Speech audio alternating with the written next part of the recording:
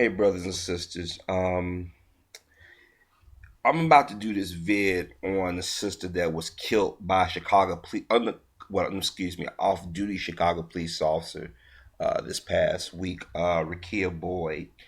What I want to do is play the clip, and I'm gonna give my take on it. Female, when I say he's a police officer, I said, man, why did you shoot me for? He said, oh man, I thought you had a weapon. I thought your phone was a weapon. I said, how you think my phone was a weapon? If I'm on the phone, why did you shoot me? Shot by an off-duty Chicago cop, a man is hurt, his friend killed. And the story he tells tonight puts the officer's actions under serious microscope. Good evening, I'm Mark Sapelsa. I'm Micah Matera. Top stories seen around the country tonight on WGN America. WGN's Tom Negevin live at Chicago Police Headquarters tonight with more. Hi, Tom.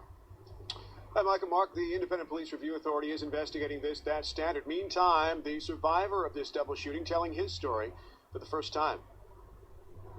As I turn around, I see him stick his gun out the window. And I said, oh my God. And I put my hand like this. That's how I got shot. He tried to, basically, I think he tried to shoot me in my face.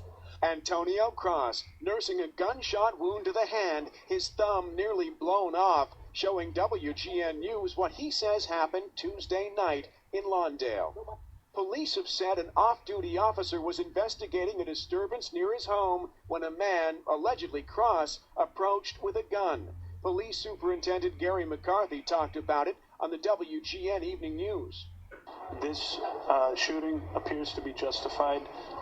As the facts bear out, we will find out, because there's only preliminary investigation at this point. Cross says he was on the phone, that phone records will back him up, and so will the guy he was talking to. I was talking to him on the phone when I heard the shots.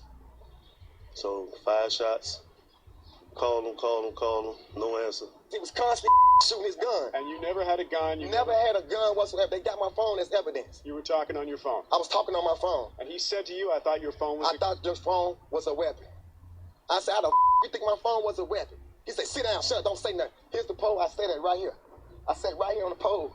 While that young lady, I look at that young lady, body, motion. She made one move, made no more move.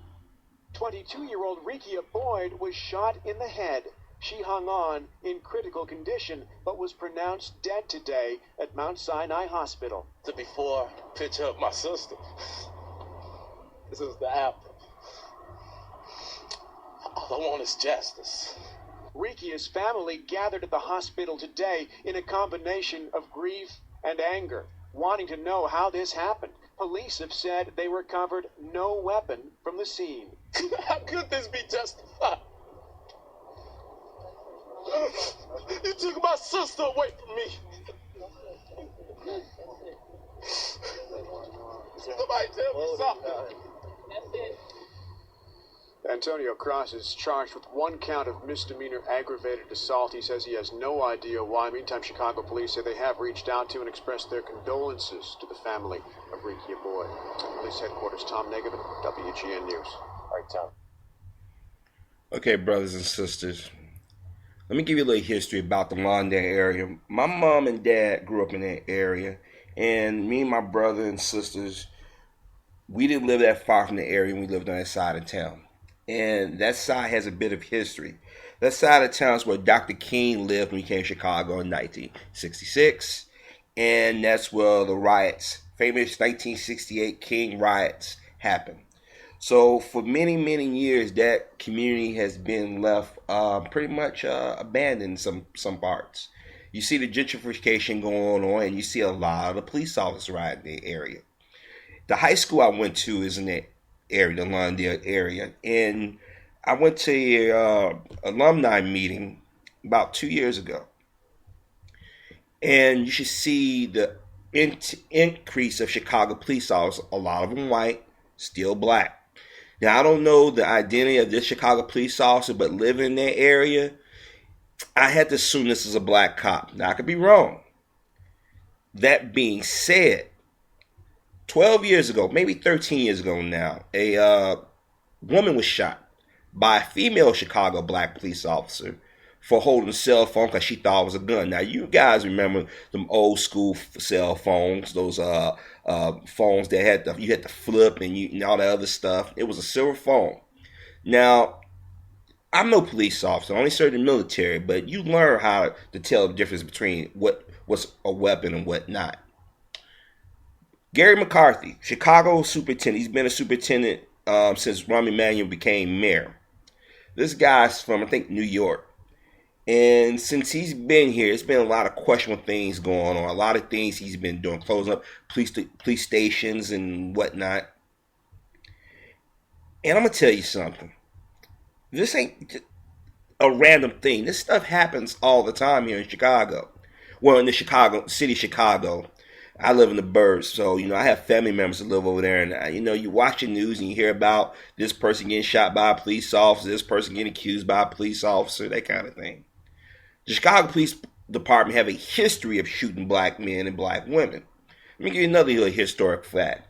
Everybody know about Fred Hampton, former leader of the Chicago chapter of the Black Panther Party.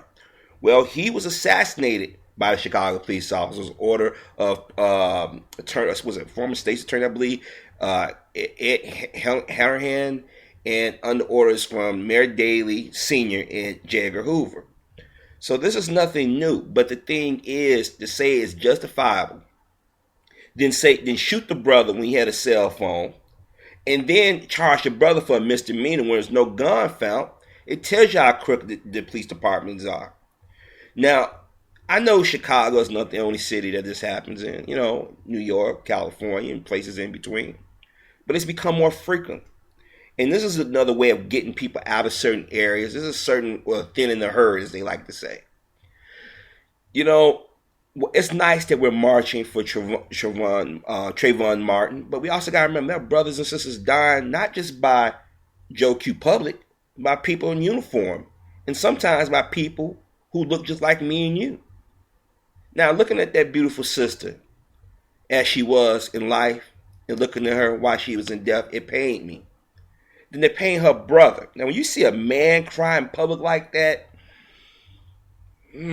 brothers and sisters, it gets me. How are we going to respect her? How are we going to honor her? How are we going to support that family? We should be out here on the internet making videos. We should be spreading the story around, because I'm going to tell you something. Every time a black man, black woman, or black child dies at the hand of a gangbanger, a racist, or overzealous cop, there's one more black voice that we lost.